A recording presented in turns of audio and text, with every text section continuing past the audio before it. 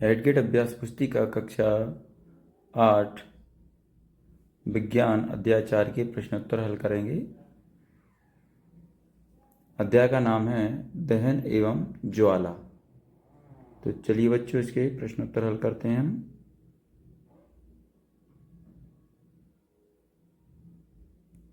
इसमें प्रश्न नंबर 1 दिया है, सही विकल्प के आगे सही का निशान लगाएं। तो नंबर 1 वाला प्रश्न है, निम्नलिखित में से ज्वलनशील पदार्थों के बारे में सही कथन का चयन कीजिए। ऑप्शन ए, इनका ज्वलन ताप निम्न होता है और आसानी से आग नहीं पकड़ते हैं। नंबर 2, इनका ज्वलन ताप उच्च होता है और आसानी से आग पकड़ लेते हैं। नंबर सी, इनका ज्वलन ताप निम्न होता है और आसानी से आग पकड़ लेते हैं। नंबर डी, इनका ज्वलन ताप उच्च होता है और आसानी से आग नहीं पकड़ते हैं। तो इसमें सही ऑप्शन है ऑप्शन सी, इनका ज्वलन ताप निम्न होता है और आसानी से आग पकड़ लेते हैं। फिर इसके बाद दूसरा नंबर का प्रश्न देखते हैं, जलता हुआ ईंधन व ऑक्सीजन का संपर्क टूटने पर क्या होता है। ऑप्शन ए, आग बढ़ती है। ऑप्शन बी, आग पर नियंत्रण। ऑप्शन सी, आग और फैल जाती है। ऑप्शन डी, कोई परिवर्तन नहीं होना। तो इसमें सही ऑप्शन है ऑप्शन बी, आग नियंत्रण। चलिए बच्चों अब तीसरे नंबर पर चलते हैं। चित्रानुसार कागज के 2 कप पहले में पानी एवं दूसरा खाली लेकर मोमबत्ती की ज्वाला पर रखते हैं। दूसरा कप आग पकड़ लेता है, जबकि पहला कप जिसमें पानी है आग नहीं पकड़ता है, बल्कि कप का पानी गर्म होने लगता है। पहला कप जो आग नहीं पकड़ता के संबंध में 2 कथन दिए गए हैं। ऑप्शन आ, कागज के कप को दी गई ऊष्मा चालन द्वारा जल में चली जाती है। ऑप्शन बा, जल की उपस्थिति में ताप कागज के ज्वलन ताप तक नहीं पहुंच पाता। उपयुक्त दोनों कथनों में सत्य है। ऑप्शन ए, केवल आ कथन सत्य है। ऑप्शन बी, केवल बा कथन सत्य है। ऑप्शन सी, कथन आ तथा बा दोनों कथन सत्य हैं। ऑप्शन डी, कथन आ तथा वा दोनों ही कथन असत्य हैं। तो इसमें सही ऑप्शन है ऑप्शन सी, कथन आ तथा बा दोनों कथन सत्य हैं। चलिए बच्चों अब चौथे नंबर के प्रश्न पर आते हैं। अम्लीय वर्षा हो सकती है। ऑप्शन ए, एलपीजी के जलने से। ऑप्शन बी, कोयले और डीजल जलने से। ऑप्शन सी, लकड़ी के जलने से। ऑप्शन डी, गोबर के उपले के जलने से। तो इसमें सही ऑप्शन है ऑप्शन बी, कोयले और डीजल जलने से। चलिए बच्चों अब 5वें नंबर पर आते हैं। यदि ईंधन को जलाते समय पर्याप्त हवा न मिले तो कौन सा खतरनाक प्रदूषक उत्सर्जित होगा। Option A, carbon dioxide. Option B, sulphur dioxide. Option C, nitrous oxide. Option D, carbon monoxide. इसमें सही ऑप्शन है ऑप्शन डी, कार्बन मोनोऑक्साइड। इसके बाद प्रश्न नंबर 2 पर आते हैं। दिए गए शब्दों की सहायता से रिक्त स्थानों की पूर्ति करिए। तो यहाँ पर देखिए कुछ शब्द दिए हैं। वाह ज्वलनताप किलोजूल प्रति किलोग्राम कम कार्बन डाइऑक्साइड। तो इसमें ये खाली स्थान है। चलिए इनमें देखते हैं कहाँ पर क्या भरना है। इसको हम जूम कर देते हैं तो आपको आसानी से दिखाई देगा। यहाँ पर देखिए पहले हम भरेंगे किलोजूल प्रति किलोग्राम। इसके बाद दूसरे नंबर पर भरेंगे ज्वलनताप। तीसरे नंबर खाली स्थान भरेंगे कार्बन डाइऑक्साइड। इसके बाद अगला है चौथे नंबर के खाली स्थान भरेंगे कम और 5वें में बाह। ये खाली स्थान हमारे पूरे कंप्लीट हो चुके हैं। तो चलिए बच्चों हम अगले प्रश्न की ओर बढ़ते हैं। अगला प्रश्न है प्रश्न नंबर 3। इसमें दिया चित्रानुसार 2 कांच के जार ए तथा बी दिए गए हैं। ए जार में कार्बन डाइऑक्साइड गैस और बी जार में ऑक्सीजन गैस से भरा है। बी जार ऑक्सीजन गैस से भरा है। प्रत्येक जार में एक साथ एक एक जलती मोमबत्ती रख दी जाए तो कौन सी मोमबत्ती अधिक समय तक जलेगी और क्यों। तो उत्तर में लिखेंगे हम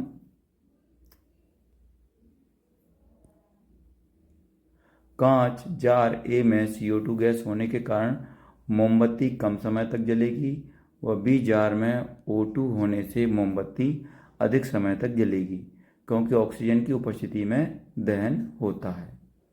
चलिए बच्चों, अब अगले प्रश्न की ओर बढ़ते हैं हम। प्रश्न नंबर 4 है, ज्वलन ताप किसे कहते हैं? गीले कागज तथा सूखे कागज में से किसे जलाना आसान होगा और क्यों? उत्तर में लिखेंगे, वह न्यूनतम ताप जिस पर कोई पदार्थ जलने लगता है उसका ज्वलन ताप कहलाता है। गीले कागज की अपेक्षा सूखे कागज को जलाना आसान है, क्योंकि गीले कागज का ज्वलन ताप सूखे कागज के ज्वलन ताप से अधिक है। चलिए बच्चों, प्रश्न नंबर 5 पर आते हैं। उन परिस्थितियों को लिखिए जिनके अंतर्गत दहन क्रिया होती है।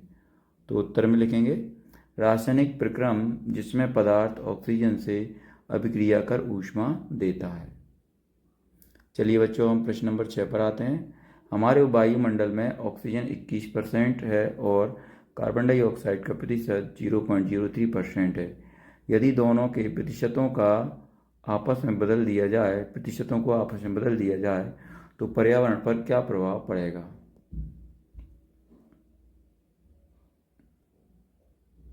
तो यहाँ पर इसका उत्तर देखेंगे। उत्तर में लिखेंगे, वायुमंडल में यदि ऑक्सीजन 0.03% हो जाए तो यहाँ जीवन की संभावना खत्म हो जाएगी तथा कार्बन डाइऑक्साइड के 21% होने से तापमान में वृद्धि होगी, जो पर्यावरण को नष्ट कर देगी। चलिए अब प्रश्न नंबर 7 पर आते हैं।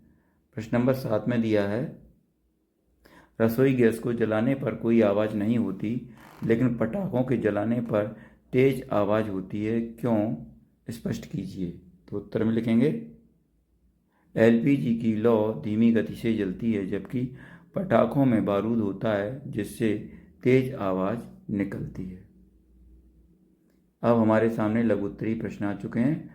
लघुत्तरी प्रश्न में प्रश्न नंबर 8 है, कोयले की तुलना में मिट्टी के तेल के भंडारण में अधिक सावधानी क्यों बरतनी पड़ती है, जबकि दोनों ही ईंधन है? तो उत्तर में लिखेंगे, मिट्टी के तेल का ज्वलन ताप कोयले से कम होता है, इसलिए यह कोयले की अपेक्षा अधिक जल्दी आग पकड़ लेता है। इसलिए मिट्टी के तेल के भंडारण में अधिक सावधानी रखनी पड़ती है। चलिए बच्चों, अब प्रश्न नंबर 9 दिया है, विद्युत उपकरण एवं पेट्रोल जैसे ज्वलनशील पदार्थों में लगी आग को बुझाने में जल उपयुक्त नहीं है, क्यों समझाइए। आप इस आग पर नियंत्रण पाने के लिए क्या करेंगे? तो उत्तर में हम लिखेंगे, जल विद्युत का चालन करता है तथा पेट्रोल जैसी ज्वलनशील पदार्थ में लगी आग के लिए कार्बन डाइऑक्साइड अच्छा अग्निशमन है, न कि जल, क्योंकि ऑक्सीजन से भारी होने के कारण कार्बन डाइऑक्साइड आग को एक कंबल की तरह लपेट लेती है। इसका प्रश्न नंबर 10 है,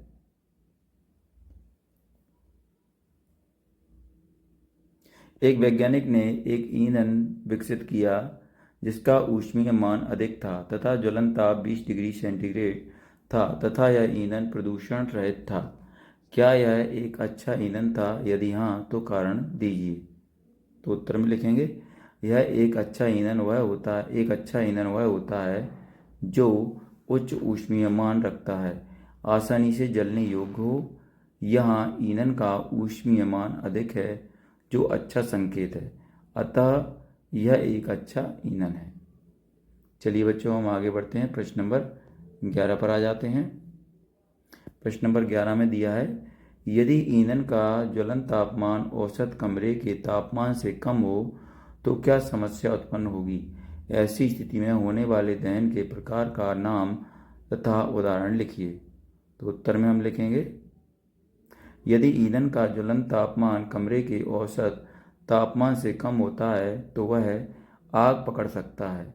इस प्रकार के दहन को स्वतः दहन कहते हैं, जैसे फास्फोरस आदि। चलिए बच्चों, प्रश्न नंबर 12 पर आते हैं। ईंधन के रूप में लकड़ी का उपयोग करना हानिकारक क्यों होता है? कारण लिखिए। तो उत्तर में लिखेंगे, लकड़ी उपयोग करने से बड़ी मात्रा में धुआं उत्पन्न होता है जो मनुष्य श्वसन के लिए कष्टकारी है तथा वृक्षों से प्राप्त होने के कारण यदि लकड़ी का उपयोग ईंधन रूप में होता है तो यह वनोन्मूलन का भी कारण बनेगी। चलिए बच्चों, द्वितीय प्रश्न आ चुके हैं हमारे सामने। द्वितीय प्रश्न में प्रश्न नंबर 13 है। सबसे पहले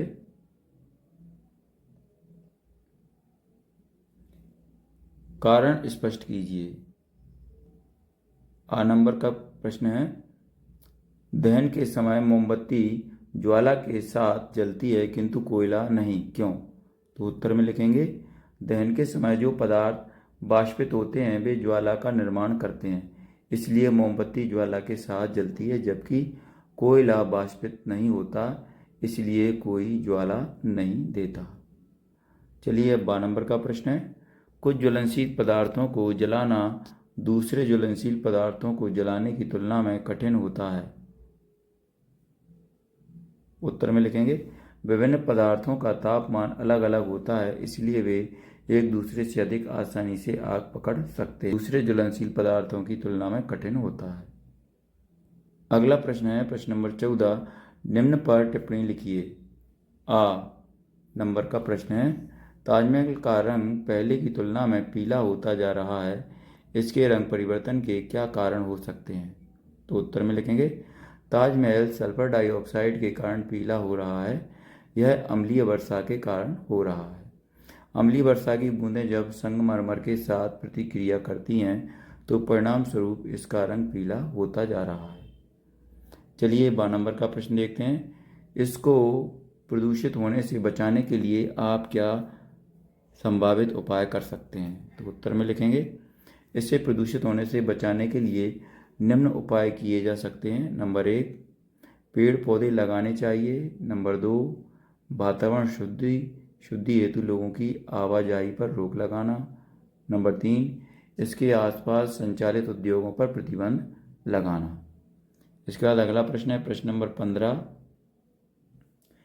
का आ नंबर का प्रश्न है, बूझो व पहेली ने फुलझड़ी को पहले जलाने हेतु प्रयास किया, जिसमें बूझो ने फुलझड़ी को मोमबत्ती की ज्वाला के ऊपरी भाग में रखा और पहेली ने फुलझड़ी को ज्वाला के आंतरिक भाग में रखा। किसकी फुलझड़ी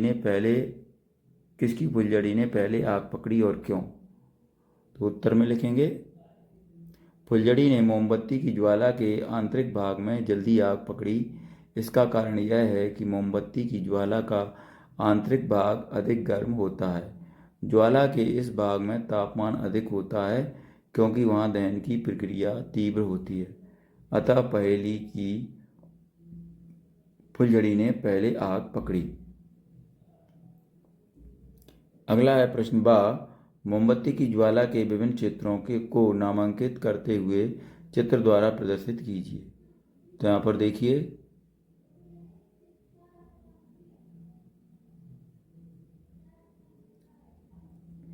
ये यहाँ पर मोमबत्ती का नामांकित चित्र बनाया गया है।